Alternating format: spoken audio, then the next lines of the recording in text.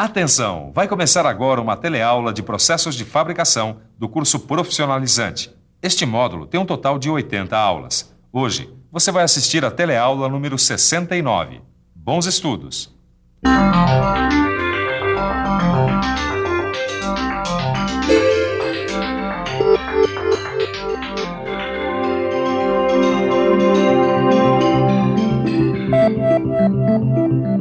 Na nossa última teleaula, você viu o que é um processo de eletroerosão, capaz de fazer com perfeição uma forma para cunhar milhares de medalhas iguaizinhas a essa, para a gincana do colégio. Lembra? A eletroerosão tem grande aplicação na confecção de matrizes de estampos de corte, matrizes para moldes de injeção e matrizes para forjaria. E é muito eficiente na usinagem de ferramentas de metal duro. Para compreender melhor a eletroerosão, nesta teleaula você vai acompanhar todo o processo etapa a etapa. Vai conhecer as partes que formam uma máquina de eletroerosão. Vai aprender a escolher o eletrodo adequado à usinagem desejada. E vai aprender a calcular a sua medida final. Vai ainda conhecer alguns métodos de limpeza usados no processo. E por fim, vai aprender a preparar a máquina para a operação.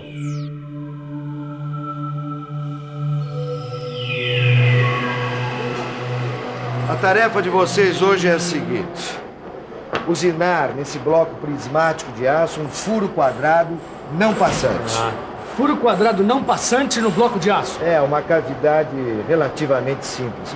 E por se tratar de uma cavidade não passante, o melhor é usar eletroerosão por penetração. Olha aqui esse croquis da peça. Em perspectiva, o bloco prismático com um furo não passante, quadrado, de 10,7 milímetros. A tolerância é de 0,1, um décimo de milímetro, certo? Bom, vamos começar conhecendo as principais partes da máquina de eletroerosão. Elas variam muito entre si, mas todas têm a mesma configuração. Caio, por favor, parte por parte. Bom, aqui é o cérebro, painel de comando, gerador de potência. Aqui a gente coloca os parâmetros de usinagem da peça que a gente vai querer erodir. E aqui é o cabeçote, onde a gente prende o eletrodo. Certo. Aqui. Ele se movimenta para cima e para baixo. Só movimento vertical. Muito bem, Caio. Agora eu quero ver você, Tito. Você conhece o resto da máquina. Mas deixa comigo, ó. O bloco que a gente vai usinar, a gente prende aqui na mesa. Ela faz movimentos transversais e longitudinais. Bom, e aqui fica o reservatório, que contém o líquido isolante e o sistema de filtragem, que recolhe as partículas no final do processo. Bom, a máquina vocês já conhecem. Agora vocês vão aprender a escolher o eletrodo. Se você está querendo usinar um bloco prismático como este, o melhor é escolher um eletrodo de cobre eletrolítico. É o material mais indicado para a eletroerosão do aço. As medidas nominais do eletrodo, que a gente chama de MN, são as mesmas da cavidade a ser produzida. Mas se o eletrodo tiver exatamente a mesma medida da cavidade, ele vai produzir um desbaste maior que o desejado. Portanto, a gente precisa calcular as medidas finais do eletrodo, que a gente chama de MF. Para calcular as medidas finais, precisa-se levar em consideração o comprimento da centelha, que a gente representa como gap, a rugosidade desejada na superfície da peça, R, e o coeficiente de segurança, que a gente abrevia como CS. O coeficiente de segurança gira em torno de 10% do valor da tolerância dimensional da peça. A rugosidade a gente mede em micrômetro. E dependendo do trabalho a ser realizado, a gente pode precisar de dois tipos de eletrodos, um de desbaste e outro de acabamento.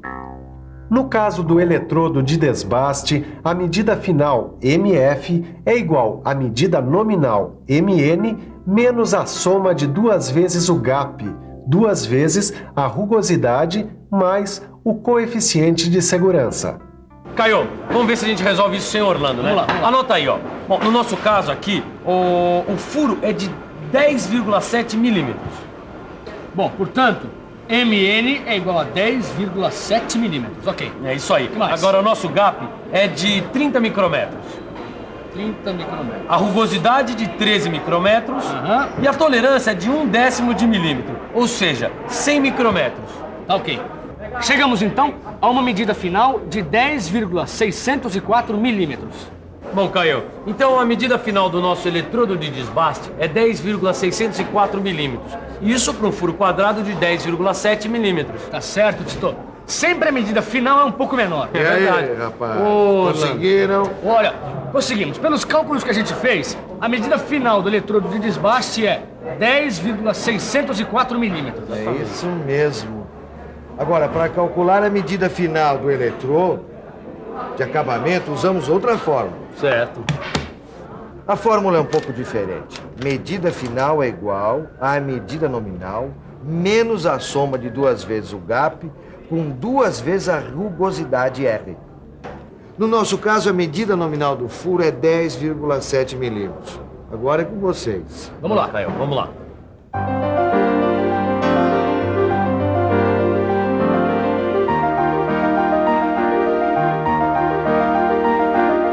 Deu 10,614 milímetros. É isso aí, Caio. Bom, então nós já sabemos as medidas finais dos eletrodos de desbaste e de acabamento. Muito bem. E a espessura desse eletrodo? Ah, isso não interfere na usinagem. A gente regula a profundidade do rebaixo pela descida do cabeçote, certo? Ah, certo. Bem, mas antes de aprender como se prepara a máquina, você deve conhecer outro detalhe importante: os sistemas de limpeza, que fazem o líquido dielétrico circular entre o eletrodo e a peça usinada. Durante a usinagem, as partículas erodidas tendem a se acumular em pontos da superfície do eletrodo e da peça. Isso acaba diminuindo a resistência elétrica e facilitando a formação de descargas anormais que podem danificar o eletrodo e a peça. Enfim, podem estragar todo o seu trabalho. Para que isso não aconteça, é preciso um eficiente sistema de limpeza que remova essas partículas da zona de trabalho. Bem, a pressão de limpeza não pode ser nem muito forte nem muito leve, porque o melhor rendimento da máquina é quando o líquido dielétrico está um pouquinho contaminado. Como assim? O dielétrico não tem que estar totalmente limpo? A resistência do dielétrico limpo é maior do que se ele estiver carregado de partículas. Para romper essa resistência de modo que as primeiras descargas ocorram, é sempre necessário esperar um tempo maior. É por isso que quando você liga a máquina, as primeiras partículas liberadas pelas descargas vão reduzindo a resistência do dielétrico, melhorando as condições de trabalho. Existem vários processos e dispositivos de limpeza. A escolha depende das características da peça e do eletrodo, e principalmente se é possível ou não furar a peça ou eletrodo para a passagem do dielétrico. Limpeza por injeção. A injeção do líquido é feita por uma pressão abaixo da peça ou por dentro do eletrodo. Nos dois casos, a peça ou o eletrodo teriam que ser furados. Na limpeza por aspiração ou sucção, o dielétrico é aspirado por baixo da peça ou do eletrodo. Se não for possível nenhum furo nem no eletrodo e nem na peça, você usa a limpeza por jato lateral. O líquido é injetado por bicos posicionados estrategicamente para alcançar toda a superfície do trabalho. Existem outros tipos de processos de limpeza que você pode conhecer no seu livro de estudos. Como eu disse anteriormente, a escolha depende da situação e das características da peça e do eletrodo. Decidida a forma de limpeza, vamos ao ajuste de polaridade. Normalmente, o eletrodo está carregado positivamente. Já a peça está com carga negativa, mas dá para mudar isso dependendo do material do eletrodo e da peça. Dá para inverter a polaridade. Existe uma tabela que relaciona a polaridade entre o eletrodo e a peça. Em um caso que se trata de um bloco de aço e o eletrodo será de cobre, vamos usar o esquema padrão: eletrodo positivo e peça negativa. Já estamos quase prontos. Vamos preparar a máquina. Vamos aos ajustes dos parâmetros de usinagem. Aqui temos o gerador conjugado no painel de comando. Boa parte dos comandos da máquina está aqui, transmitida por esses botões. Aqui temos o seletor de amperagem. Ele regula a intensidade da corrente elétrica. Quanto maior a amperagem, maior o volume de material erodido. Para saber a amperagem, você precisa fazer um cálculo. A fórmula é simples. Você multiplica a área a ser erodida pelo coeficiente para amperagem. Para saber o coeficiente de amperagem, você usa uma tabela. A tabela traz os coeficientes em função do material do eletrodo e da peça a ser usinada. No nosso caso, que o eletrodo é de cobre e a peça de aço, o coeficiente para amperagem é de 0,07 amperes por milímetro quadrado. Então, no nosso caso, teremos uma intensidade de corrente I igual a 10,7 milímetros ao quadrado, que é a área a ser erodida, multiplicado pelo coeficiente de amperagem, que é 0,07 amperes por milímetro quadrado. Isso vai dar aproximadamente 8 amperes. Para facilitar a vida da gente, os fabricantes fornecem tabelas práticas. Bom, agora a gente já colocou todos os parâmetros no comando. Isso é verdade. Ô, Orlando, e esse aqui? Pra que serve? São as chaves de comando, um dispositivo que já vem acoplado à máquina. Ele controla a subida rápida do cabeçote, o ajuste do cabeçote durante a operação de centragem e o trabalho de limpeza automática. Esse outro botão aqui faz o comando fino de subida e descida do cabeçote, por movimento hidráulico. O próximo passo é a fixação do eletrodo à máquina, mas observe que ele não pode soltar de jeito nenhum durante a usinagem. Pronto, já fixamos no porta-eletrodo. Exatamente. Bom, agora a gente faz o alinhamento do eletrodo com esse relógio comparador aqui.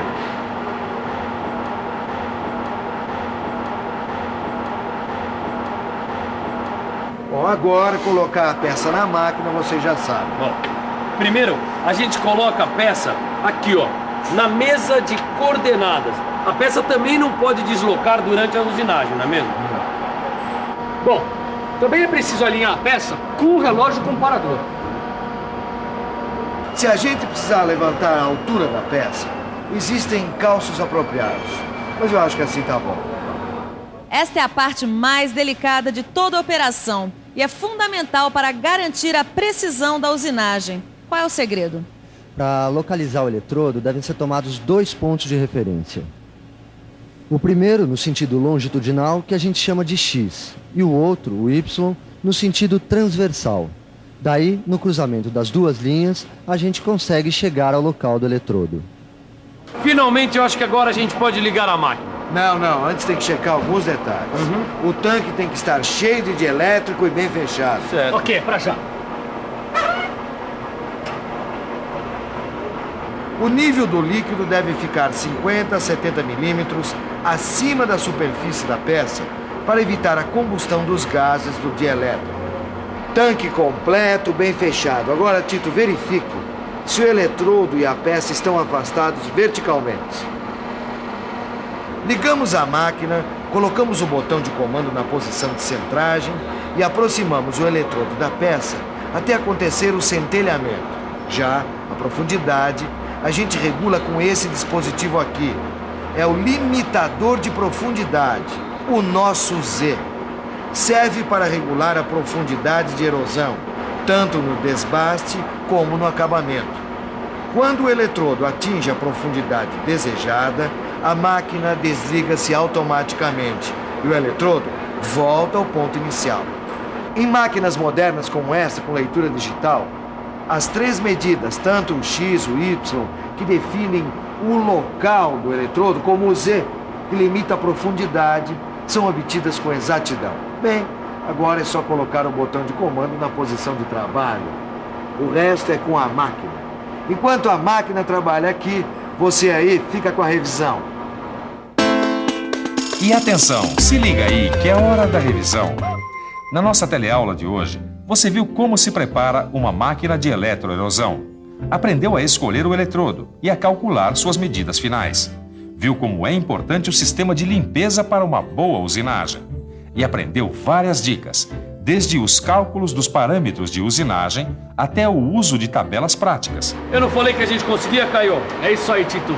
Olha só, um furo quadrado bem certinho. Tarefa cumprida. Agora é com você. Bom, até a próxima. Tchau.